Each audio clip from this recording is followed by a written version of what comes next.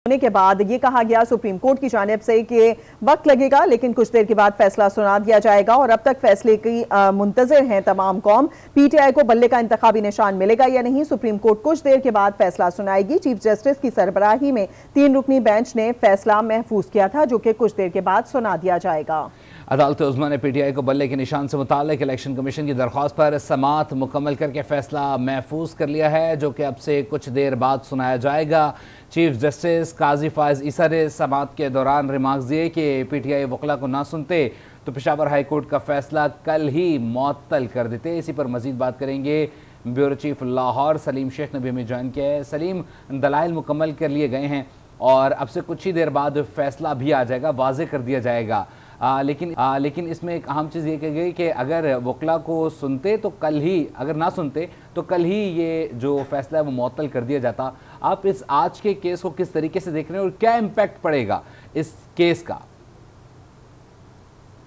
जी देखिए, इसके इम्पैक्ट के हवाले से तो कहना कबल अज़ वक्त होगा क्योंकि सुप्रीम कोर्ट है और उसका जो बेंच भी है, 3 रुकनी बेंच बैठा हुआ है, तो लिहाजा उस पर कमेंट अभी नहीं किया जा सकता। लेकिन जो आज सारा दिन दलाइल जारी रहे हैं उस दलाइल से तो बज़ाहिर ये लगता है कि जो सुप्रीम कोर्ट ने ये जो पीटीआई के वकला से पूछा कि आपने इंतखाबात नहीं करवाए, इंतखाबात कहाँ करवाए और उसमें किसको हिस्सा लेने दिया, किसको हिस्सा नहीं लेने दिया। ऐसे बाबर जो है वो इंतखाबात में हिस्सा लेना चाहते थे, उन्होंने हिस्सा नहीं लिया और इसी तरह जो है तमाम के तमाम ओहदे जो हैं वो किस तरह जो है वो बिला मुकाबला जो है वो मुंतखब हो गए। इस पर बहस जारी रही। लेकिन जो दूसरी तरफ है पीटीआई के वकला, उन्होंने भी आइनी और कानूनी तौर पर जो है वो बड़ी अच्छी बहस की है। लेकिन अब इसका फैसला जो है वो सुप्रीम कोर्ट ने ही करना है कि आया जो पीटीआई के वकला की तरफ से जो दलाइल दिए गए हैं वो काबिल अमल हैं या नहीं है, उनको बल्ले का निशान है या नहीं मिलना है, ये एक बात है। और दूसरी बात यह है कि जो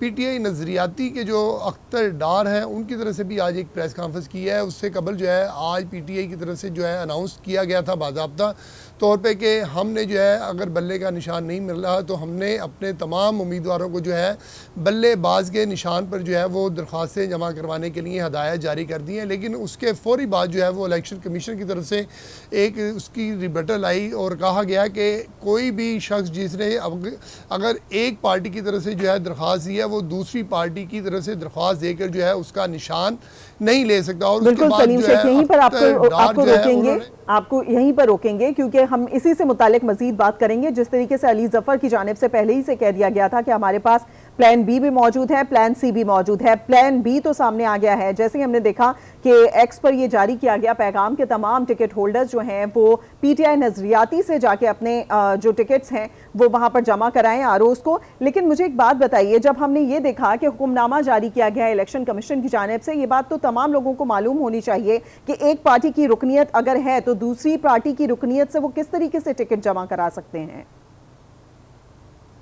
जी बिल्कुल, मैं इसी तरफ आ रहा था कि जो इलेक्शन कमीशन ने कहा कि दूसरी पार्टी की तरफ से नहीं जमा करवा सकते, लेकिन जो पीटीआई है उसकी तरफ से एक दावा किया गया कि हमारा आपस में जो है वो मुआहिदा हो चुका था और उस मुआहिदे के तहत ये था कि हम दोनों पार्टियां आपस में जो है वो मिलकर इलेक्शन लड़ेंगी और इलेक्शन में जो है वो पीटीआई को जो है वो बल्लेबाज का निशान, यानी पीटीआई नज़रियाती के तौर पर बल्लेबाज का निशान दिया जाएगा। लेकिन अख्तर डार जो है उन्होंने आज लाहौर में प्रेस कॉन्फ्रेंस किया और उनका ये कहना था कि मुझे तो मालूम ही नहीं है कि मेरे जो जाली दस्तखत, उन्होंने ये कहा मुबैना तौर पर कि मेरे दस्तखतों से जो है वो टिकट जो है वो जाकर जमा कराए जा रहे हैं। उन्होंने उन तमाम टिकट्स को जो है वो जाली करार दे दिया और कहा है कि हमारा जो है वो पीटीआई से किसी किस्म का कोई इल्हाक नहीं, यानी कि इन शॉर्ट सलीम शेख ये कहा जा सकता है कि जो प्लान बी था वो भी कहीं ना कहीं खराब होता हुआ हमें नजर आया। अब देखना यह है कि सुप्रीम कोर्ट का फैसला क्या आता है। सलीम शेख हमारे साथ रहेगा। तारिक साहब, जिस तरीके से मैंने सलीम साहब से यही सवाल किया, आपसे भी जानना चाहूंगी। बैरिस्टर अली जफर की अगर बात की जाए तो कानून बहुत अच्छे तरीके से जानते हैं,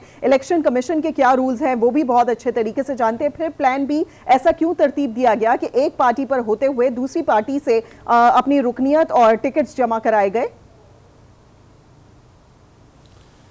देखिए, ये बड़ी हैरतनाक बात है कि इतने सीनियर वकला जिनका बड़ा नाम है पाकिस्तान में और जिनके बारे में हम सुना करते थे कि वो करोड़ों रुपए फीस लेते हैं किसी केस पे लड़ने की और पेश होने की, और जब वो टीवी चैनल्स के प्रोग्राम में आते हैं तो वहाँ बड़ी अच्छी बातें करते हैं, बड़े अच्छे दलाइल देते हैं। लेकिन इशू ये है कि जब आपने कोर्ट ऑफ लॉ के सामने पेश होना होता है तो वहाँ आपने लॉ पॉइंट पे बात करनी होती है। वहाँ आप सियासी बातें, सोशल मीडिया की बातें और मफरूज़े और जो कहानियाँ हैं और जो फैंटेसीज है वो बयान नहीं कर सकते। गुज़श्ता 2 रोज़ से हमने देख रहे हैं कि जहाँ जहाँ जब जब वकला साहबान से अहमद खान साहब हों या बैरिस्टर गौहर साहब हों या अली ज़फ़र साहब हों, उन्होंने जिस तरीके से ये केस पेश किया है इलेक्शन कराने का और जिस तरह से जजेस उनसे सवाल करते थे, तो ज़्यादातर सवाल ऐसे थे जिनका जवाब उनके पास नहीं था कि क्यों इलेक्शन हुआ, कैसे इलेक्शन हुआ, पेशावर के गांव में इलेक्शन क्यों कराया गया, लोगों को मौका क्यों नहीं मिला, अगर कोई इलेक्शन लड़ना चाहता था तो उसको मौका क्यों नहीं दिया। वो बार बार ये कहते थे जी कि चूँकि फ़लाँ जमात के इलेक्शन जो हैं वो भी ऐसे हुए हैं तो फिर हमारे भी इलेक्शन ऐसे करा दें। हालांकि इस वक्त जो है तो इशू ज़ेर बहस था कि पाकिस्तान तहरीक इंसाफ ने 2 साल मौका मिलने के बावजूद बर वक्त इंट्रा पार्टी इलेक्शन क्यों नहीं कराया। अब दूसरा इशू ये है कि उन्होंने ये क्यों किया। अब सवाल ये पैदा होता है कि ये बैरिस्टर गौहर साहब का फैसला था, क्या ये बानी चेयरमैन साहब का फैसला था जो कि डयाला जेल में है, या पार्टी के किसी इंटर पार्टी इंतखाबात से मुतालिक सुप्रीम कुछ ही देर बाद फैसला सुना देगी। और इसी पर मजीद भी तज़्ज़िया लेंगे। सलीम शेख, तारिक चौधरी और आसिफ नवीद भी हमें अपडेट करेंगे। हमारे साथ रहिएगा।